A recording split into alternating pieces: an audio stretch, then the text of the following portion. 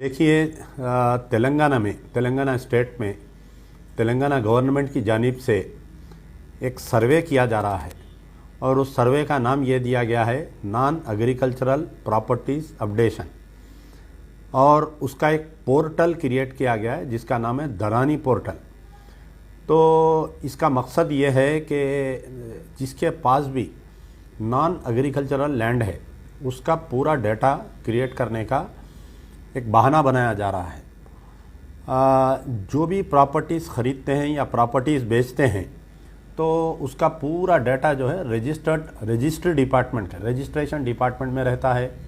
आप जो टैक्स देते हैं उसका बलदिया में उसका डाटा रहता है। लैंड सर्वे एक रिकॉर्ड्स जो रहता है उसके अंदर पूरा डाटा रहता है।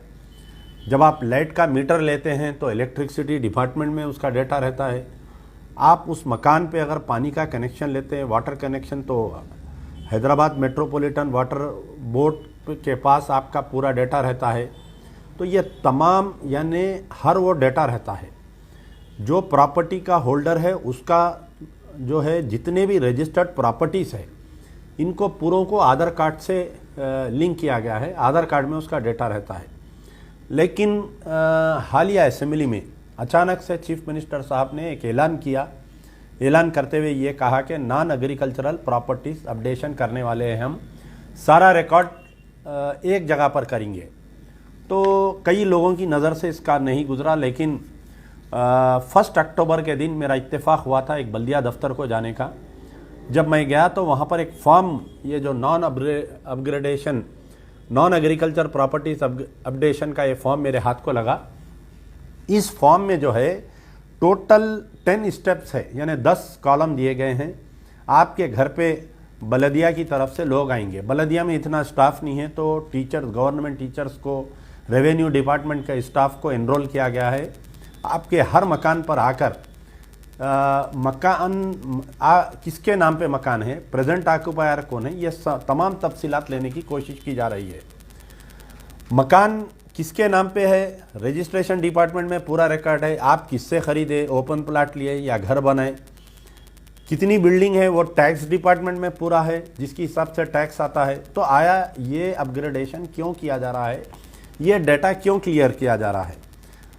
जब मैंने फॉर्म को गौर से देखा तो इसके अंदर जो 9 स्टेप्स है उसमें स्टेप नंबर 2 में क्या है कि serial number, T pin number, house door number, owner name, owner mobile name, status and buttons to select, यानी यहाँ तक ठीक है। फिर उसके बाद में स्टेप नंबर 3 में ओनर नेम, फादर नेम या husband name, age, gender, caste. अब आप बताइए कि हुकूमत को जो है प्रॉपर्टी के ओनर से कास्ट के बारे में क्यों पूछा जा रहा है, पहला शक हमारा यहाँ पर है। फिर उसके बाद में यह है कि स्टेप नंबर 4 एक है, स्टेप नंबर 5, 6, 7, 8, 9, यहाँ पर एक 9 स्टेप नंबर में यह है कि प्रॉपर्टी ओनर्स के family members and their details. तो अब यहाँ पर यह बात हमको शक हो रही है कि आया तेलंगाना सरकार जो है कहीं चोर दरवाजे से NPR, CAA, NPR का अपग्रेडेशन तो नहीं कर रहे हैं। मोदी की सरकार को खुश करने के लिए चोर दरवाजे से ये फैमिली डिटेल्स लिया जा रहा है। उसका रिलीजन पूछा जा रहा है, उसका कास्ट पूछा जा रहा है, घर में कितने लोग हैं ये पूछा जा रहा है। आया हुकूमत को एक प्रॉपर्टी का, एक बिल्डिंग का, एक ओनर का अगर रिकॉर्ड लेना है तो आप जो है रजिस्टर्ड डिपार्टमेंट से सारे ले सकते।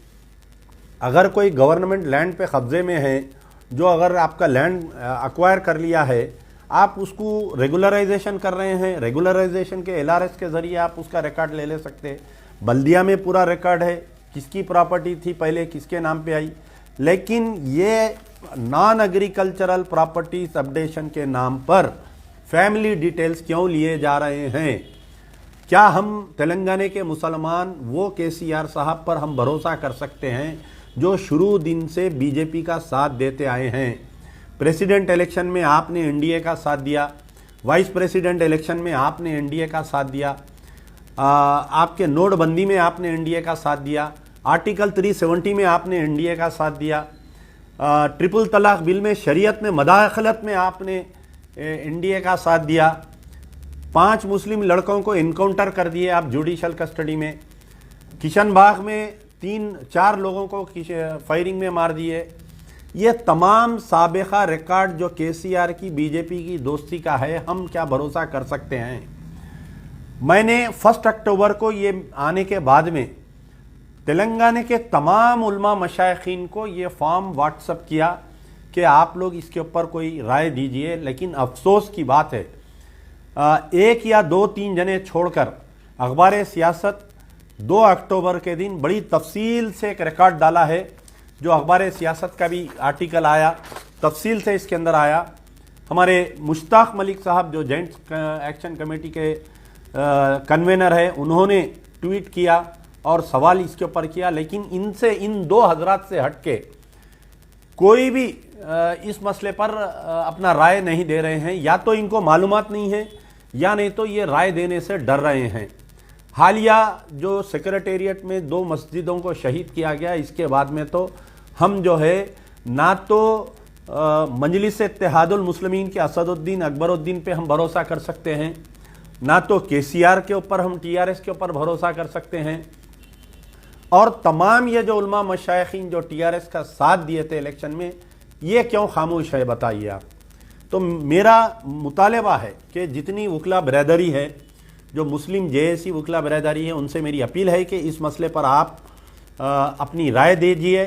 और मेरी जो टीआरएस के अगर कोई मुस्लिम कायदीन हैं तो उनसे भी मेरी गुजारिश है, ख़ास तौर पर महमूद अली साहब से, कि आप जो है साबिक़ा में रेवेन्यू मिनिस्टर रह चुके हैं। आपको ख़ुद मालूम कि आपने कई मरतबा ये दावा किया है कि हमने सारे डिटेल्स ले लिए। आपको मालूम होना चाहिए कि जिस वक्त तेलंगाना अलग होने के बाद में आंध्रा और तेलंगाना के लोगों का एक सर्वे किया गया था, वो सामाग्रह बोल के सर्वे किए थे, 1 दिन की छुट्टी, कोई घर से नहीं निकलना। वो डाटा कहाँ पर गया जो सामाग्रह जो सर्वे के तहत आप लिए थे? तो हमें शक है, मजलिस बचाओ तहरीक को इस बात का शक है कि ये पूरे डिटेल्स जो आपके घर पर आकर ले रहे हैं, इसके ऊपर जो है चोर दरवाजे से एनआरसी को ये पूरा डेटा दे दिया जाएगा, CAA को इम्प्लीमेंटेशन किया जाएगा, एनआरसी को इम्प्लीमेंटेशन किया जाएगा। बीजेपी को खुश करने के लिए केसीआर साहब ये डेटा ले रहे हैं, ऐसा हमारी राय है। मजीद अगर इसके अंदर कोई मेरी राय से इख्तलाफ करते हैं तो मैं उनसे गुजारिश करूंगा टीआरएस के कायदीन से कि मेरे शक को दूर करें। मैं तमाम वकला बरदरी से अपील कर रहा हूं, तमाम उलमा मशाइखीन, दानिशवरान इस्लाम, जितने मुस्लिम IAS IPS ऑफिसर्स है, जो रिटायर्ड IAS IPS ऑफिसर्स है, मेरी उनसे गुजारिश है कि इस मसले पर जल्द से जल्द बोलिए, वरना ये लोग सर्वे करके हमारा रिकॉर्ड पूरा बीजेपी के हाथ में दे देंगे। आने वाले दिनों में मुसलमानों को जिस तरीके से आसाम, वेस्ट बंगाल में परेशान किया जा रहा है, आपको भी यहाँ पर परेशानी में सामना करना पड़ेगा। यार जिंदा सोबत बाकी।